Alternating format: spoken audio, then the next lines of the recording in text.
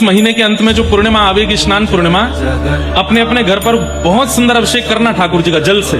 और स्नान पूर्णिमा के दिन महाप्रभु जगन्नाथ जी का जलाभिषेक होता है। वह जगन्नाथ जी का जन्मोत्सव भी माना जाता है। जगन्नाथ जी उसी दिन प्रकट हुए थे। दूध, घी, दही, पंचामृत नहीं, जलाभिषेक। जल कैसे हो थोड़ा सा बता देता हूँ। हमारे वृंदावन आगरा की यमुना जी जल तो है, लेकिन आपको कहीं पता हो जहां पर थोड़ा जल स्वच्छ है, वहां जाइएगा। मटकों में, मटके में ऊपर कपड़ा बांध देना, कपड़े में थोड़ा गड्ढा कर देना, और ताकि वो छन्नी बन जाए, और फिर यमुना जी का जल उस घड़े में भरिएगा। तो जो भी गंदगी होगी वो उस कपड़े से बाहर रह जाएगी, पानी पानी भीतर आ जाएगा, जल भीतर आ जाएगा। 2-4 घड़े भर लेना।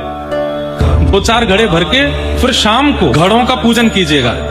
घड़े भर करके जब घर लेकर के आवे तो घड़ों का स्वागत करना कि साक्षात यमुना महारानी घर पधारी। घड़ों के ऊपर स्वस्तिक बनाना, खूब सुंदर चंदन से, रोली से सुंदर सुंदर आकृति बनाना। फिर उसके बाद कपड़ा हटा देना। कपड़ा हटाने के बाद मोंगरे के पुष्प, कुछ गुलाब के पुष्पों की पंखुड़ियां, सुंदर केसर, और एक परचूने की दुकान पर आपको ब्रास मिल जाएगा, कपूर जैसा होता है।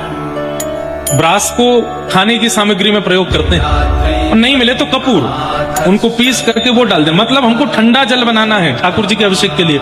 ये स्नान पूर्णिमा से एक दिन पहले की क्रिया बता रहे हैं हम। और वो सारी सामग्री मिलाना, उसके बाद उसमें इलायची पीस करके थोड़ी डाल देना, खूब सुंदर उसको ठंडा जल बना देना, थोड़ी खस डाल देना।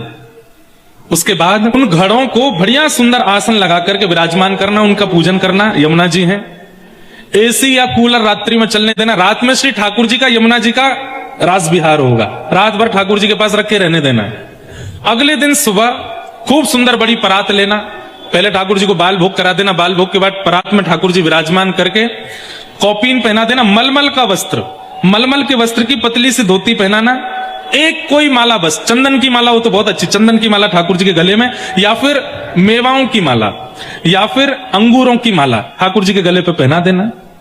उसके बाद चंदन घिस करके ठाकुर जी के सर्वांगीण अंग पे लगा के श्री यमुना जी का जल लेके आना। ठंडा ठंडा जल जो रखा था रात्रि में, धीरे धीरे सब घर के लोग एक एक करके ठाकुर जी का उससे अभिषेक करना, जलाभिषेक। उसको स्नान पूर्णिमा भी कहते हैं और ज्येष्ठ पूर्णिमा भी कहते हैं। हमारे व्रज साहित्य में कथा आती है कि सब ब्रजवासियों ने गिरिराज पूजन के बाद नंद बाबा से कही, बोले बाबा तुम्हारे लाला ने या व्रज की रक्षा करी, अब या को व्रजमंडल के काजे राज तिलक कर दो। तो स्नान पूर्णिमा के दिन ठाकुर जी का राज तिलक हुआ था, और उस दिन सब ब्रजवासियों